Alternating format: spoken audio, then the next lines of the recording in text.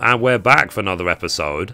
In this episode, I want to go over my battle plan for Stormblood. Like, what am I going to do, how am I going to do it, and so on, once the expansion comes out in just under 2 weeks' time. So, the first thing I'm going to do is I'm going to finish the main story. And by doing the main story, I'm going to be leveling up my main to 70, hopefully. Hopefully the story will guide us towards level 70, doing any story dungeons and so on dungeons along the way. At my main in Stormblood, which I announced before, is going to be Monk. You can see my Monk is ready. I didn't do the relic on her. I haven't got 270 gear, but it's because I switched mains, simple as that. And I never got 270 even on my main because I had so many other things to do. And one thing I'm going to be doing along the way, every single day, while I'm leveling up and doing the story, every day, I'm going to be doing the turn-ins for the Grand Company for gathering and for crafting.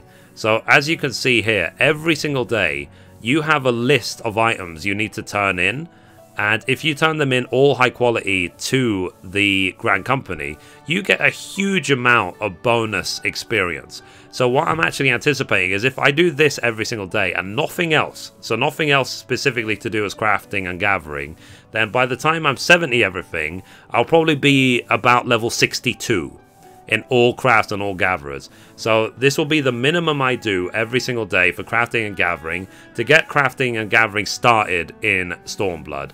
It takes about half an hour, every day to get it done, and it's a good way to start, you know, to do the Grand Company turn-ins. And as you level up gathering especially, when there's new areas you get to in Stormblood and you have to start gathering, then you will get the new mats needed for the new recipes in Stormblood. So it's win-win-win-win-win. That's what I'm going to do for that.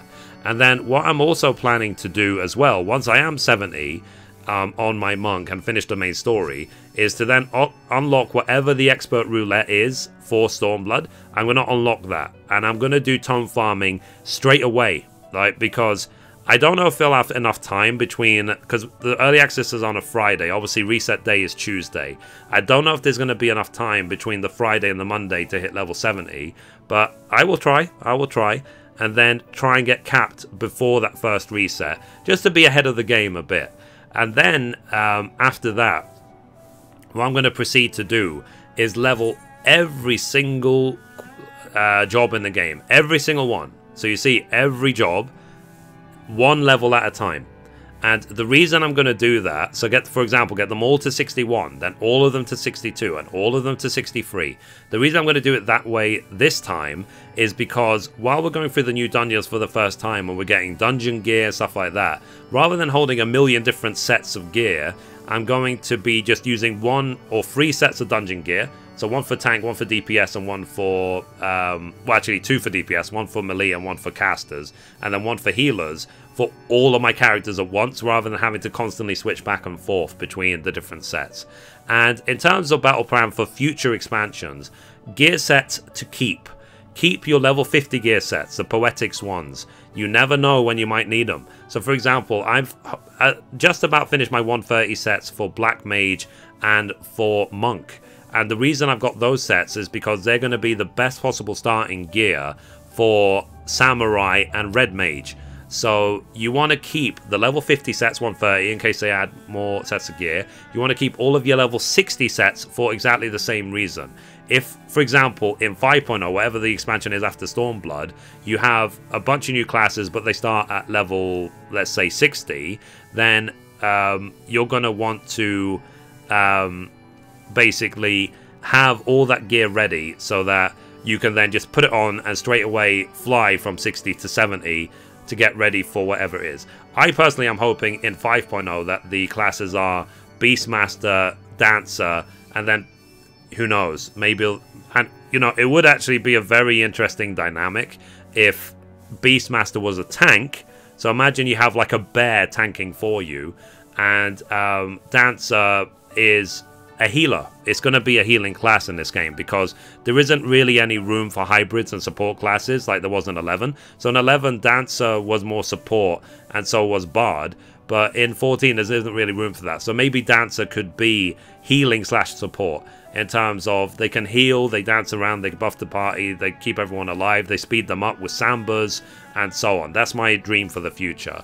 Other than that, everything else, you know, sightseeing log and so on. Now, of course, I'm not in a race. It's not a race, guys. It's not a rush, you know. So I will be enjoying the story. I will be reading out all the quest text, watching all the cutscenes. I'll be putting them on my YouTube channel like I always do. And I will just be enjoying, hopefully, the expansion to the absolute maximum. And this time I will actually try. I will try to do the Relic grind. I will try. But it wasn't easy for me to do it last time because it was very boring in this expansion to do it. I'm still stuck on the Umbright phase. So anyway, guys, that's my battle plan for Stormblood. Let me know in the comments down below what your plan is when it comes to working through Stormblood, or if you're just going to wing it, like, just tell me. Let's like share ideas, because it might benefit new and veteran players alike. You know, I like to keep this YouTube channel as a conversation, a way to help each other out in the game. MMOs, massively multiplayer online RPG. The massively multiplayer comes first. We are in this together, guys. We work through this game together. There's a community in this game. We help each other through the game. The game is not designed to be played alone. It's designed to be played with other people. So hopefully, if you have no other people to go with, you can come to me and I can help you through the game. And everyone is more than welcome to join Mithri's Heaven FC on Sagatana server if you have nowhere else to go.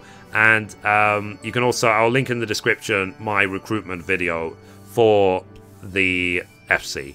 So anyway, guys, that's it for this episode. Thank you for watching, and as always, goodbye from me and goodbye from Mithri.